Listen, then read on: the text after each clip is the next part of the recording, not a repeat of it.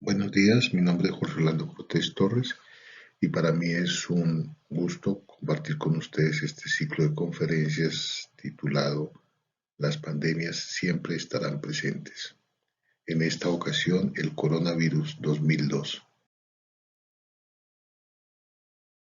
He tomado información abundante, disponible al alcance de todos, información científica que se ha recolectado, se ha analizado y se ha sintetizado para compartirla con todos ustedes. Esta nueva enfermedad, el coronavirus, el síndrome respiratorio agudo severo, el SARS-CoV 2002-2003, se convierte en la primera pandemia del siglo XXI. En esta línea de tiempo recordamos las pandemias que hemos estudiado hasta el momento, la viruela, la peste negra, la gripe española y en el siglo XXI las enfermedades por coronavirus.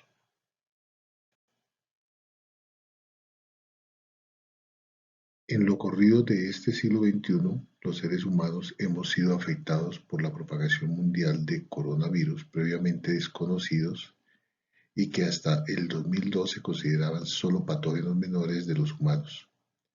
Así comienza la primera pandemia del siglo XXI.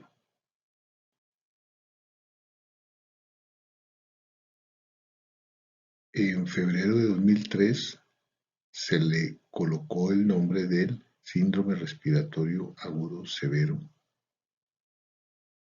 SARS-CoV, con una característica importante, la neumonía atípica. Este SARS-CoV es causado por un coronavirus aislado en humanos, en gatos algalia, en perros mapaches, cerdos y en murciélagos, lo que sugiere que varias especies animales pueden funcionar como reservorios naturales para futuros brotes.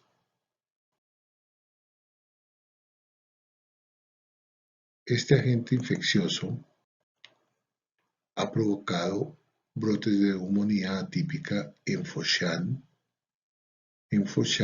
que queda en la provincia de Guangdong, en el sur de China. Este representa el primer caso conocido del síndrome respiratorio agudo severo SARS.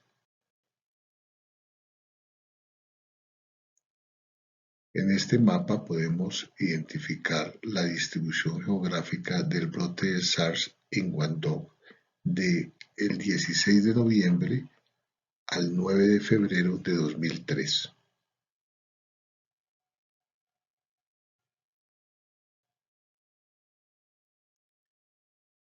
El 17 de diciembre se reportó que un chef de Heuyang trabajaba en un restaurante de Shenzhen, tenía neumonía atípica y se convierte en el segundo caso identificado de SARS.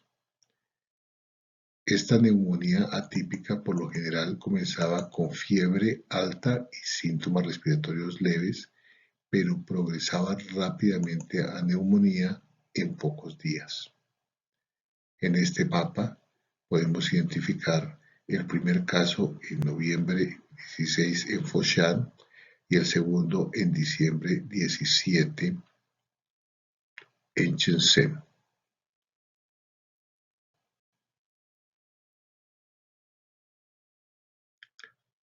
A finales de febrero de 2003, la enfermedad se había extendido a las regiones y países vecinos.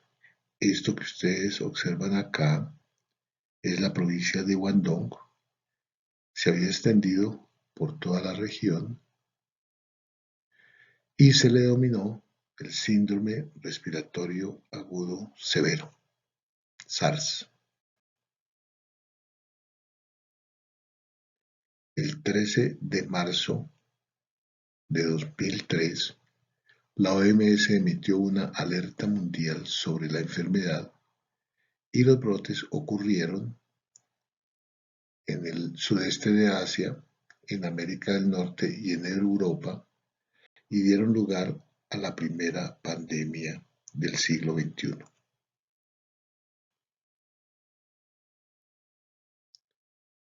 En marzo 13 de 2003, en la publicación de Schoen y colaboradores, muestran la identificación por inmunofluorescencia de células infectadas por coronavirus en muestras nasofaríngeas. Las flechas nos muestran células del epitelio respiratorio branquiales columnares y células escamosas.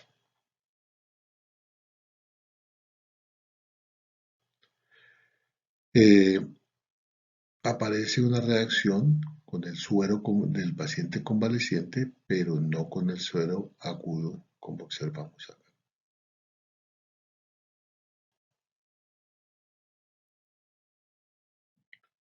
Este nuevo coronavirus, como posible causa del síndrome respiratorio agudo severo, se confirmó en los casos de neumonía típica el 22 de marzo de 2003. En esta placa podemos identificar la microscopía electrónica de depósito ultracentrifugado de coronavirus asociado con una neumonía humana desarrollada en cultivo celular. En esta figura de esta misma publicación, la micrografía electrónica de sección delgada de una muestra de biopsia de pulmón de SARS y células infectadas por coronavirus asociado con una neumonía humana.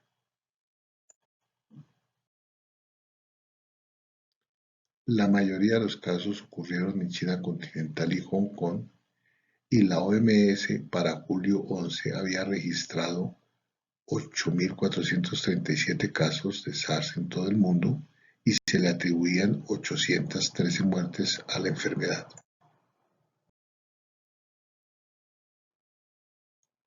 En julio de 2003 se declaró que la pandemia del SARS había terminado. 5 casos adicionales de SARS como resultado de la transmisión zoonótica ocurrieron entre diciembre de 2003 y enero de 2004, pero desde entonces no se han detectado casos de SARS en seres humanos. En cuanto al origen de esta pandemia, aún sigue siendo no claro.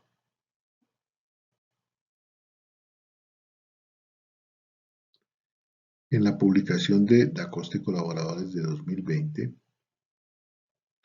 podemos apreciar la distribución geográfica del SARS con datos obtenidos de la OMS. Los recuadros en transparente son los donde no se reportaron casos, en verde de 1 a 99, en azul como en Canadá de 100 a 999 casos y en amarillo el mayor número de casos que ocurrió en China.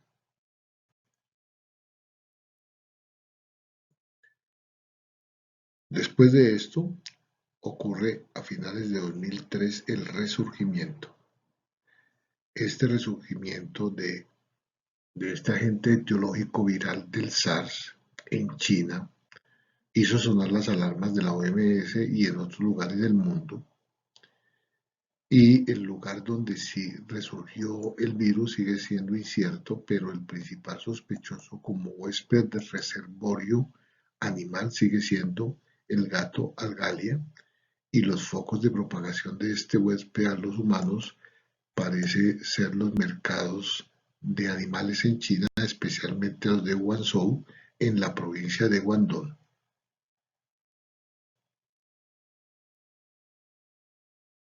Los científicos del CDC de la Universidad de Hong Kong y el Centro de OneSource para el control y previsión de enfermedades establecen un vínculo genético directo entre el coronavirus y el que aparece en las civetas y los seres humanos.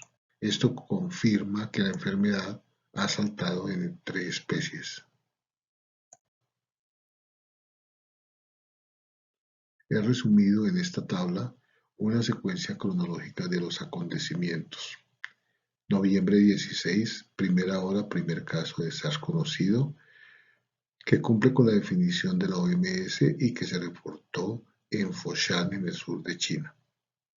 Diciembre 17, un mes después, se reporta un chef de Heuyuan que trabaja en un restaurante de Shenzhen y se convierte en el segundo caso de SARS.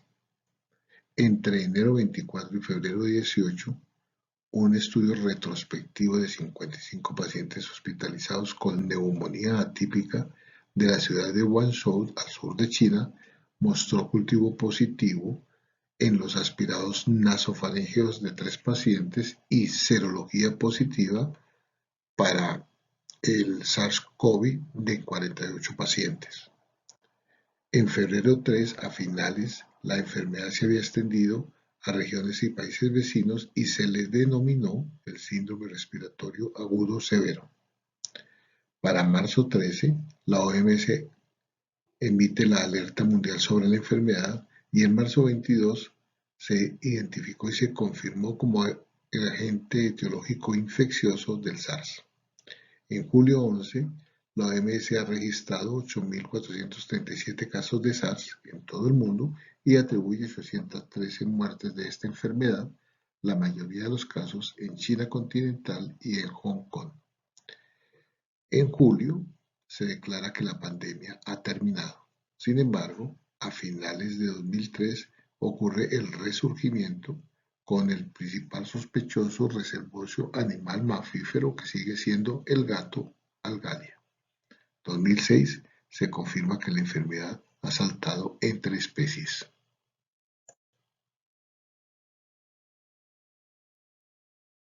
Esto representa las civetas de palma y los murciélagos de herradura chinos como huéspedes mamífero intermedio. Estas civetas, que son un mamífero carnívoro que se distribuye por la India y el sur de China e Indochina, se suponía que estas civetas de las palmeras enmascaradas eran las responsables de la transmisión de SARS-CoV a los humanos porque se descubrió que el 30% de los manipuladores de animales salvajes tenían serología positiva para la infección por SARS-CoV en comparación con el 1% de los controles en la provincia de Guangdong. Epidemiológicamente, la tasa de mortalidad en menores de 24 años es de menos del 1%, entre 15 y 44 del 6%, entre 45 y 64 el 15% y los mayores de 65 años mayor al 50%. Los sobrevivientes desarrollaron complicaciones pulmonares y cardíacas. De los signos y síntomas, es importante resaltar que la diarrea estuvo presente hasta en el 70% de los casos de SARS y que el periodo de incubación es de 4.6 días. La sintomatología de una neumonía atípica, donde predomina la fiebre y los síntomas respiratorios como los de la influenza, la diarrea fue algo común, estuvo presente en el 70% de los casos y aproximadamente el 25% de estos casos pueden progresar rápidamente y requerir una atención en la unidad de cuidados intensivos. La carga viral es otro aspecto importante en tener en cuenta, dado que la diarrea y la mortalidad se asociaron con una mayor carga viral. Esto se identificó en el día 10 después del inicio de la enfermedad. Como dije anteriormente, el periodo de incubación es de 4 a 6 días y el curso clínico es clasificado en 4 categorías: leve, moderada, grave y rápidamente progresiva y fulminante. Ahora bien, es importante tener en cuenta la transmisión nosocomial fue algo común en esta pandemia. Los factores de riesgo incluyeron procedimientos de reanimación, trabajar en pacientes con síntomas, oxigenoterapia, ventilación con presión positiva no invasiva, distancia en camas menor a 1 metro y las estaciones de lavado y cambio de personal. Los procedimientos respiratorios asociados con un mayor riesgo de transmisión en los trabajadores de la salud incluyen la intubación traqueal, la ventilación no invasiva, la traqueotomía y la ventilación manual antes de la intubación. El modo principal de transmisión de persona a persona se reportan las gotitas respiratorias, la generación de aerosoles en los centros de salud y también se ha registrado la transmisión feco-oral a través de los fomites contaminados en las superficies.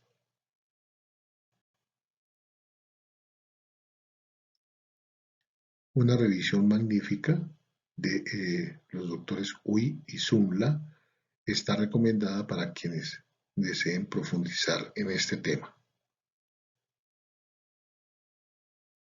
Esto ha sido todo por hoy, espero que haya sido de su agrado y los invito al próximo capítulo, el síndrome respiratorio del Medio Oriente. Muchas gracias.